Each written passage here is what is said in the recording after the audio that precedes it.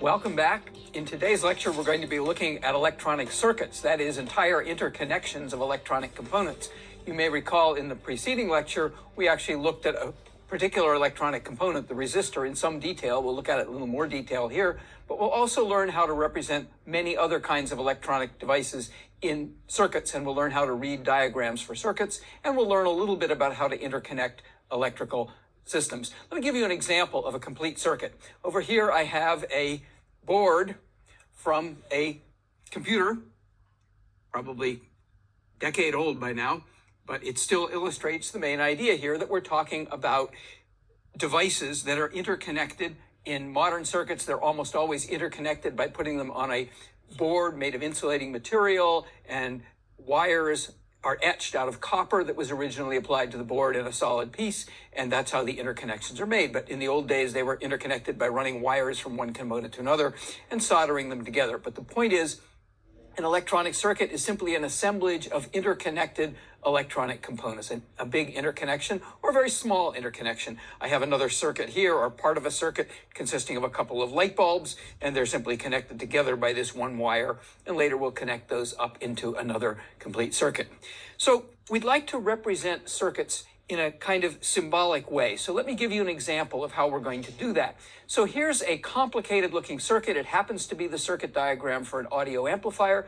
If it looks daunting to you right now, come back after a few lectures and you'll actually be able not only to identify the individual electronic components in this circuit diagram, but you'll also be able to kind of follow through what the circuit diagram does and what each component does. Just to give you a few examples, on the left you see an input. You see a number of zigzag structures. Those are resistors that we talked about in the preceding lecture. You see some devices with 3 wires coming out of them, or 3 connections coming out of them, and one of them has a little arrow on it. Those are transistors. You see some capacitors, and you see on the right-hand side a loudspeaker, because this is an audio amplifier. So what we have here is a language to learn, the language of electronic circuit diagrams, schematic diagrams.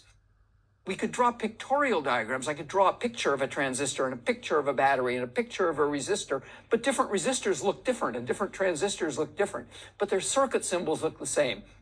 And that gives us a common language for representing electric circuits. Let me give you some other examples. Here's a much simpler example of perhaps the simplest electronic circuit, or electrical circuit in this case, that you might be able to build. This one consists of a battery, typically like a C or D flashlight battery, connected in series with a resistor, and it's a 1,000 ohm resistor. I can tell that by reading off its color code. It's a 1.5 volt battery. On the left is a picture of what that circuit would actually look like if you put it together. The white lines represent wires, which we consider to be perfect conductors. I'll say a little bit more about that later. We ignore any resistance they might have, but there's plenty of resistance in that resistor, 1,000 ohms. So on the right, I've shown the circuit diagram, and in that diagram are 2 electronic circuit symbols. The symbol for a battery, which consists of this series of alternating long and short lines. Technically, a battery consists of several cells. This is actually just one cell, but we're going to use this symbol for batteries in general, and I'll talk a little bit more shortly about what a battery does. And that battery in this circuit is marked with its voltage. It's a 1.5 volt battery. Remember, a volt is a measure of the push that source can supply in terms of pushing current through the circuit. And on the right-hand side, you can see connected directly across the battery is the 1,000 ohm resistor, as represented by that zigzag kind of symbol. So there is about the simplest circuit you could imagine making. A simple circuit consisting of a source of electrical energy, a battery, and a load, something to which that energy is going to be supplied. Sometimes called a load, maybe it's a loudspeaker, maybe it's a motor. In this case, it's simply a resistor which is going to heat up with the power that is dissipated in the resistor. So what we'd like to do is look briefly at some symbols for other circuit elements. I won't introduce them all now, but I'll simply show you them, and then throughout the course of the lecture series, you'll see each of these devices introduced. So here are some common electronic symbols. We will use every one of these in this course, some of them coming much later, some of them coming much sooner. On the left at the top, you see the wiggly symbol. That's the resistor that I just introduced.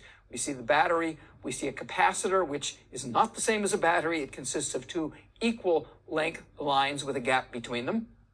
That reflects the electrical nature of the capacitor. Sometimes you'll see one of those 2 horizontal lines drawn as a curve, but that's still a capacitor. Next element is a diode, a kind of one-way valve for electric current. We'll be using those shortly. And on the top right is a transistor, a particular kind of transistor called a bipolar junction transistor, which is commonly used in, for example, audio amplifiers. On the bottom left is another kind of transistor that we'll have more to say about when we get to logic circuits, digital circuits in particular. Next is a transformer, a device for changing voltage levels in electric circuits. We'll be using that when we build a power supply in lecture 4. And on the right after that come a pair of switches. Switches are simply devices for opening or closing an electric circuit in the simplest case of the single pole, single throw switch at the top. In the case of the switch at the bottom, a single pole double throw switch. It's a switch that can be moved to one of two different possible positions. And we'll have occasional uses for these switches. At the bottom right is a really important symbol. It's a ground symbol.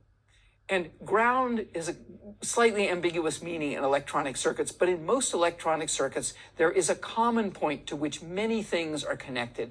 It's often in a battery-powered circuit, the negative terminal of the battery.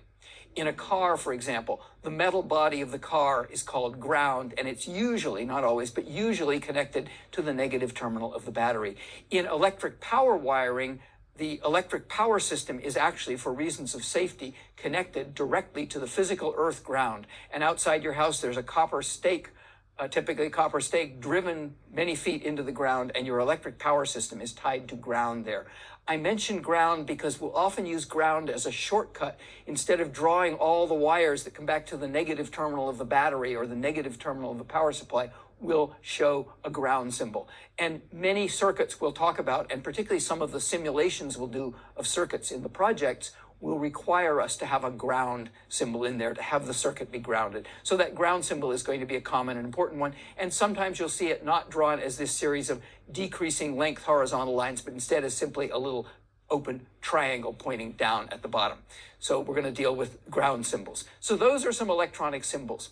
Now, what we'd really like to do is to be able to characterize the electrical characteristics of all these different kinds of devices.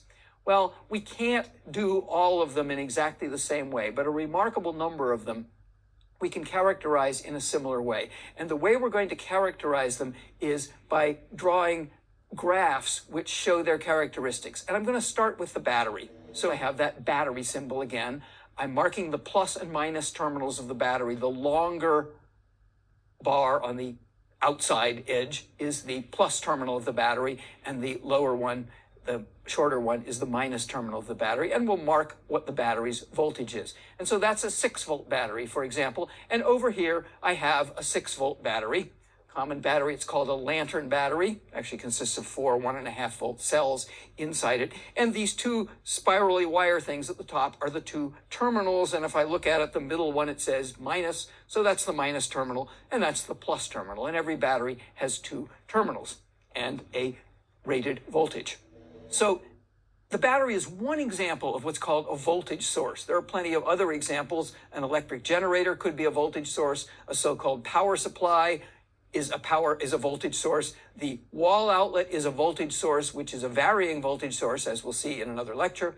But a battery is a very simple example. It converts chemical energy into electrical energy, and it produces, in principle, if it's ideal, exactly the same voltage across its terminals. In the case of this one I'm showing, that would be 6 volts, regardless of how much current it's supplying. Now, that turns out to be an impossibility. If we could have an ideal battery, we would have solved all the world's energy problems. I'll talk a little bit more about that later. But that would be an ideal battery. And so now I'd like to try to characterize an ideal battery by drawing a graph that shows how the voltage and current are related in an ideal battery. And as I do that, remember, an ideal battery maintains the same voltage across its terminals, regardless of how much current you or the external circuit it might be connected to is asking it to supply. For example, that 6-volt battery I just showed you is sitting on the table with nothing connected to it. It's not being asked to supply any current right now. It's supplying 0 current. But even if it were supplying 100 amperes of current, if it were ideal, it would still have 6 volts across those two terminals. So the key idea here is going to be what we call VI characteristics, voltage current characteristics. And I want to show you how we describe VI characteristics, first for a battery, then for a resistor, and then as I introduce new components, we'll introduce their VI characteristics, which will be more interestingly complicated. So here's our battery again. It's an ideal battery, the same voltage across its terminals, regardless of how much current it's flowing, and I happen to have chosen it to be a 6-volt battery. So to describe the VI characteristics, I want to draw a graph in which voltage is on the horizontal axis, in volts in this case, and current is on the vertical axis, in amperes in this case. And voltage can be positive or negative, depending on which sign is in which place, and current can be positive or negative, depending on which way the current is flowing. And that distinction isn't terribly important for a simple circuit like a battery and a resistor, but it becomes very important when we talk about some unusual semiconductor devices whose VI characteristics look very different depending on which way the current is flowing. So remember, our ideal battery, it has the same voltage across the terminals regardless of the current, and in this case it's a 6-volt battery, so it has 6 volts regardless of the current. So the VI characteristic curve, if you will, it's not a curve, it's a straight line of that battery, is simply a straight vertical line. Go up or down that line and you're changing the value of the current. In fact, you're even changing the direction as you go through 0. But if the battery's ideal, maintain 6 volts regardless. What about a resistor? Well, we're going to use the same graph. We're going to put up in the upper left corner a 1 ohm resistor. And remember Ohm's law, the current is the voltage divided by the resistance. That's a 1 ohm resistor. So that says if I put, for example, 6 volts across that resistor, 6 amps will flow. V is 6 volts, R is 1 ohm, I is V over R, 6 amps. So there's 1 point on the VI characteristic of that resistor. Here's another point. If I put 10 volts across the resistor, 10 amps will flow because I is V over R. If I put 0 amps, by the way, 0 volts across it, no current will flow. That'd be another point. If I put minus 4 volts across it in this case, put a 4-volt battery across it the other way, I'd get minus 4 amps of current flowing. And if I put minus 10 volts across it, I'll get minus 10 amps flowing. And you can connect the dots and you can see that the VI characteristic for a resistor is simply a straight diagonal line. And in this case, that diagonal line has a slope of 1 amp for every volt because this is a 1 ohm resistor. What would happen if I made it into a 2 ohm resistor? Well, 2 ohms has twice the resistance, so for a given voltage, only half as much current would flow, and a 2 ohm resistor would have the same kind of characteristic curve, that is a diagonal line, but the slope of that line is less, reflecting the fact that we get less current for a given voltage through the 2 ohm resistor. Think a minute about what a half ohm resistor would look like. Well, a half ohm resistor has less resistance than the 1 ohm or the 2 ohm. What would happen in that case? Well, in that case, I get more current flowing, and the VI characteristic for the half ohm resistor, 0.5 ohms, is another diagonal line, which is in this case steeper because more current flows for a given voltage. So that is the VI curves, the VI characteristics for 2 devices we've looked at now, namely a battery and a resistor. So now I want to move on, not to characterizing individual devices, which is interesting in itself, but to asking how do we connect devices together? So in fact, there are 2 important ways of connecting electronic devices, and let me define those and talk about them a little bit. So 2 components, any kind of electronic components, are in series if the current flowing through one of them has nowhere to go but into the next one. So here's component 1, here's component 2. If electric current flows through component 1, the charge that's flowing has no place to go but into component 2. And that defines series resistors. And it has to be that way. There can be no other place for the current coming out of one component to go but into the second component. If it has a choice, if there's more than one possibility, they are not in series. Okay? And consequently, because the current that's flowing through one device goes on into the other, the same current flows through both components. Now, I have to qualify that a little bit. I'm talking about circuits where things are happening in kind of a steady state. If electric charge were somehow building up on that wire between the 2 components, this would no longer be true, but that would be a very impossible situation physically, because soon a big voltage would build up and it would drive a current through the second component, and it would be the same. So when you see components in series, they have the same current through both of them. Here's a little question. Are components 1 and 2 in series? How about 1 and 3? 1 and 3. Well, look at what happens to the current through 1. It has the possibility of splitting, some of it through 2, some of it through 3. So none of those resistors are in series. There are no series combinations in that particular situation. So that's in general what series means. Let's talk now about connecting resistors in series. So here are two resistors in series. I'm labeling them R1 and R2. Current through R1 can only flow through R2, so they're in series. And without going through the physics of deriving this, and it's not terribly difficult, you can convince yourself that the series resistance is the sum of the two resistances. Resistors in series simply add. Think about a garden hose. The pressure is like the electrical voltage, the push, the flow is like the current. If you attach an extra 100 feet of hose, it's going to be harder to get water through that hose. The resistance goes up, and the same thing happens when you put resistors in series. So those are series resistors. They simply add, and here's some examples. If R1 and R2 are the same, and just call it R, then R series is simply twice R. So that is series resistors. And let me do a little bit of mathematics with series resistors over here on the big screen, because I want to describe a particular circuit configuration that's going to be really important in this course. It's called a voltage divider, and it is basically two series resistors across some source of voltage. So the battery voltage is V, we have resistor R1 and R2. We want to know what's the voltage across resistor R2. So those resistors are in series, and the equivalent resistance we've just seen is the sum R1 plus R2. We know Ohm's law. Current is voltage over resistance. So the current that flows in that circuit, and here it is going around the whole circuit, everything's in series, same current through everything, is I equals V over R1 plus R2. Let's apply Ohm's law to R2 because we're asked about the voltage across R2. V is current times resistance. That's this current that we've just derived multiplied by R2. If I do a little tiny bit of algebra on that, I see that what happens is the voltage across the lower resistor, R2, is simply this fraction, R2 over the total resistance times the battery voltage. That's why it's a voltage divider. It divides the voltage in proportion to the resistances. And let's just take a look at some special cases of the voltage divider. One special case is when R1 and R2 are equal. In that case, got 2R down there and 1R up there, and the output voltage, or the voltage across R2, is half. The voltage divider divides the battery voltage in half. If R2 is 0, on the other hand, we get no voltage across it. It's a perfect wire. Wires don't have voltage across them. No voltage across, zero resistance. And finally, if R2 is really big compared to R1, then V2 is almost equal to the battery voltage. And I'll have a lot more to say about that in a minute when I talk about ideal batteries. R1 becomes almost a perfect wire if R2 is much bigger than R1. So that's the voltage divider, a really important configuration that we'll see again and again and again throughout this course.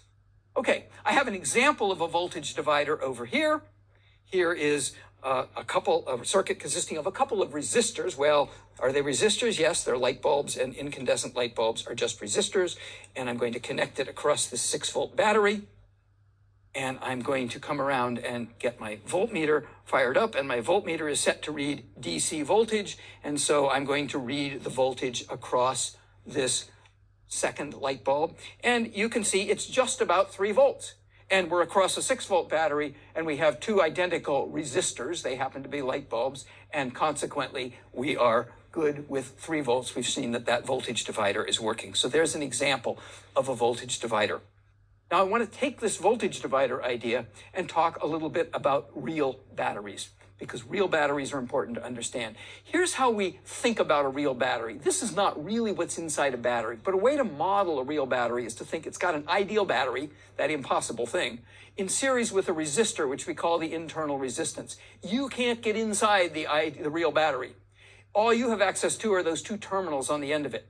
And what you typically do is connect something, a light bulb, a whole complicated circuit, a resistor, whatever, across the battery, across its 2 terminals. The battery has some intrinsic voltage V sub 0. It has an internal resistance R sub internal. And the battery's V sub 0 is the battery's rated voltage, 1.5 volts, 6 volts, whatever it is. Rn is this so-called internal resistance. It's not really a resistor. The battery companies don't take ideal batteries. If they did, they'd solve all the world's energy problems and slap a resistor in series with them. The resistor represents rather some physical resistances of the materials the battery's made of, but more importantly, it represents the speed with which the chemical reactions in the battery can replenish charge and move positive charge to the positive terminal and negative to negative. So this is sort of a model for a battery. And now we put a load resistance across it. Again, the word load meaning what we want to supply power to. And if you look at this circuit, you'll see it's exactly like the voltage divider circuit we just had. So RL is the load resistance, and we want to know what the voltage is across the load. I connect a 6-volt battery, and I connect a resistor or a light bulb across it, and I may not get 6 volts across it. It depends on that voltage divider. It depends on R internal and R load. And there's that voltage divider fraction that we saw before. V load is that fraction, R load, that second resistor, I called it R2 before, over the sum of the resistances times V naught. And if you want V load to be equal to or approximately equal to the internal rated voltage of the battery, then as we saw when we derived that voltage divider equation, that second resistor, R2, or R load in this case, has got to be much bigger than the internal resistance. And let me give you a quick demonstration of that. Okay, so here I have a simpler circuit, just one light bulb, one resistance connected across a 6-volt battery. It's a beefier light bulb, which means it takes more current and draws more power from the battery. And there we go. The light bulb is lit. The battery seems to be doing its job well. Now I'm going to disconnect the light bulb, and I'm going to connect the voltmeter so I can read the battery voltage. And there it is, 6.1 volts. That's a reasonably healthy 6-volt battery. It might actually ought to be about 6.3 volts, but that's okay. And now I'm going to connect the light bulb across it at the same time. And you'll notice the battery voltage has dropped to 5.1 volts. It's dropped by a whole volt. That's an indication that this battery isn't doing too well, or to put it a different way, the internal resistance to this battery is high enough that we can't supply current to this particular light bulb without the battery voltage dropping, because we're losing energy in that internal resistance. Current is flowing through the internal resistance. Ohm's law says there's therefore a voltage across it. And so that battery is not working as well, has too low and too high an internal resistance for that particular application. Now, this is an old battery. If I had a brand new fresh battery, it'd probably be okay. You may have noticed a similar phenomenon when the furnace comes on in your house, or the oven cycles on or something, and the lights dim. And what you're seeing there is the same effect, but caused by extra current flowing through the internal resistance of the household wiring. And you might ask, what's different about different batteries? Here I've got a bunch of 1.5 volt batteries, a little tiny button battery, a AA battery, a C battery, flashlight battery, and a D cell flashlight battery. They're all 1.5 volt batteries. They all give charge the same amount of energy per unit of charge. What's different is the bigger battery has lower internal resistance and therefore can supply more current. Here I've got a little tiny 9-volt battery. It has a rather high internal resistance. And here's a car battery, 12 volts, not much different from 9. What's different it has a vastly lower internal resistance. So real batteries or any real sources of voltage have internal resistance, and you have to take that into account if you're going to use them correctly. You have to put loads across them that aren't too low so you don't drop a voltage across that internal resistance. Here are devices connected in parallel. Two components are in parallel if the two ends of each component are connected together. So their component 1 and component 2 are in parallel, and because they're in parallel, they have exactly the same voltage across either of them. You connected a battery across there of 6 volts, you would get 6 volts across both components. Same voltage V across both components. So that's parallel components. Are 1 and 2 in parallel? They look like they're in parallel, they're right beside each other, but they aren't, because their bottom ends aren't connected together. Component 3 comes in the way, so those are not parallel components. Parallel resistors? Well, it's sort of like adding an extra lane to a highway. If you add an extra lane to a highway, it's easier for cars to flow down the highway, it's easier for traffic to flow, and the highway offers less resistance to the flow of traffic. It's the same thing when you put resistors in parallel, the combined resistance goes down. And it goes down in a rather funny way, which again, we could derive, but we're not going to bother to in this course.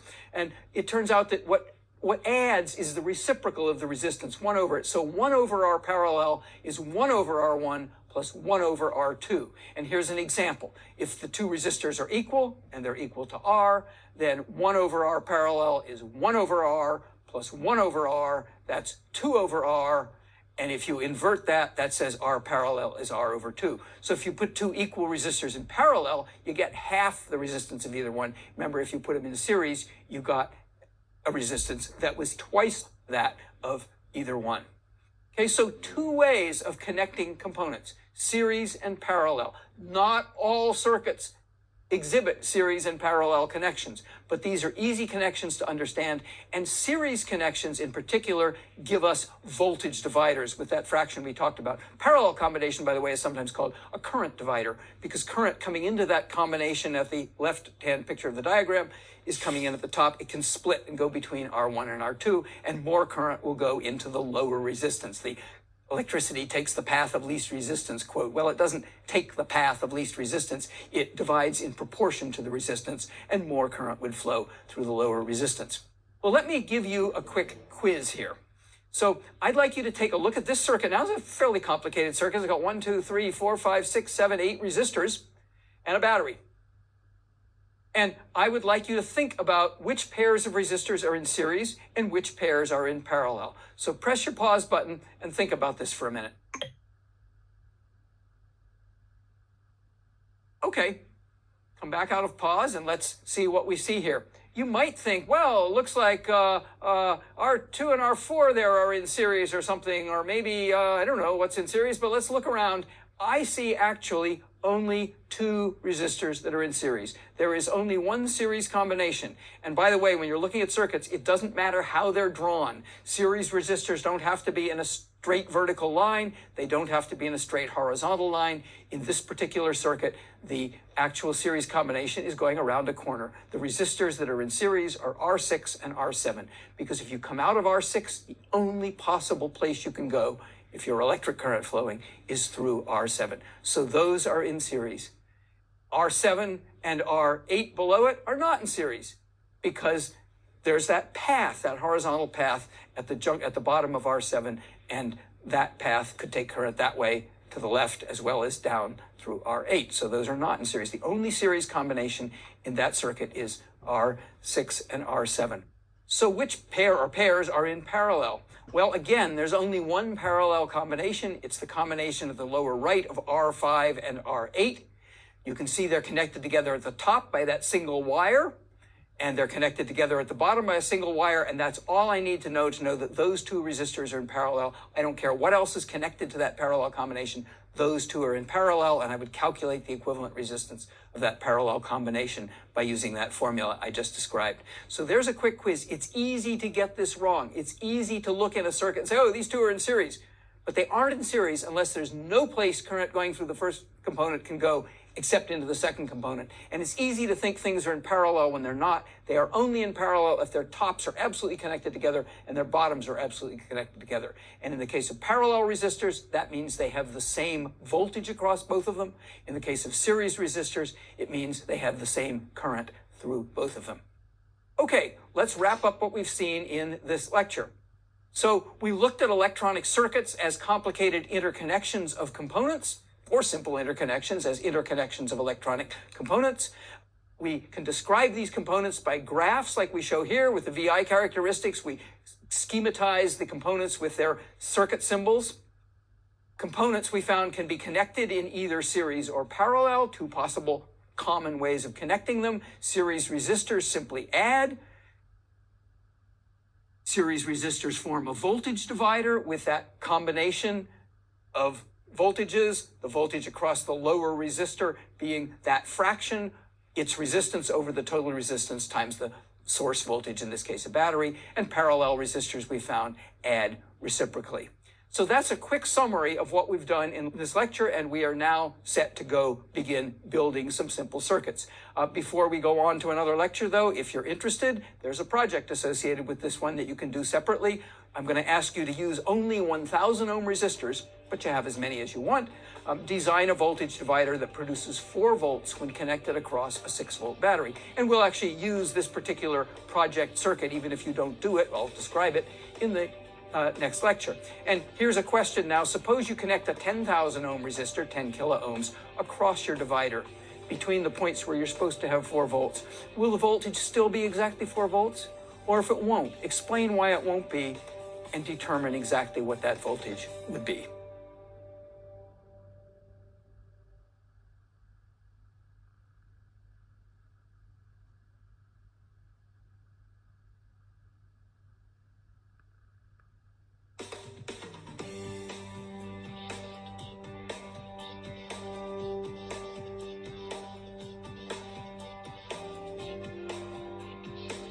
So Lecture 2's project is a combination of design and calculate.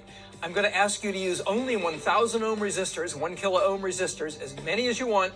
Design a voltage divider that produces 4 volts when you connect it across a 6-volt battery.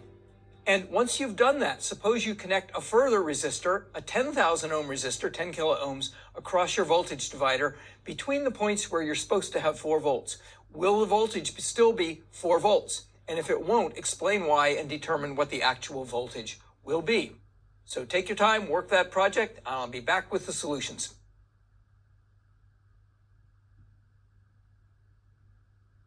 Well, what we need is a 2-to-1 ratio of resistances because we want to have 2/3 of the voltage dropped across our bottom resistor, R2, in my description in the lecture of the voltage divider. So we really want 2,000 ohms there and 1,000 ohms for R1. Well, we can make 2,000 ohms by putting 2 1,000 ohm resistors in series. So that works fine. And if we do that, there will be 4 volts across that series combination of 2 1,000 ohm resistors, which functions as a 2,000 ohm resistor. So our circuit could be reduced simply to 6 volts, 1,000 ohms, and 2,000 ohms where you made the 2,000 from 2 1,000s. Let's check this out with our voltage divider equation. V2 we found is the second resistor, the lower resistor, over the sum of the 2 resistors times the battery voltage. That's 2,000 ohms over the total, which is now 3,000 ohms, times 6 volts. That's 2/3 of 6 volts, or 4 volts. So we have exactly what we want. Now the second part gets a little harder. Suppose we connect an additional resistor of 10 kilo ohms in parallel across the 2 points where it's supposed to be 4 volts. Will it still be 4 volts? So let's give a qualitative explanation of that, and then let's determine what the actual voltage will be. Well, I now have 2 resistors in parallel, the 2 kilo ohm and the 10 kilo ohm. And I use the parallel resistor formula. 1 over the parallel resistance is 1 over 2 kilo ohms plus 1 over 10 kilo ohms. That's 10/6 kilo ohms for R parallel, or 1.67 kilo ohms. Now let's think about what that means. We want to know what that unknown voltage is. We could apply the voltage divider equation, but before we do, let's just note that we now have a lower resistance for our R2 in our voltage divider equation. That means we're going to pull more current from the battery. More voltage is going to drop across the 1 kilo ohm resistor. And the voltage I've marked there with a question mark is going to be lower than the 4 volts. What exactly is it going to be? Well, again, apply the voltage divider equation now with R2 being 1.67 kilo ohms and the total being 2.67, and we get back 3.75 volts for what the actual voltage will be in that case.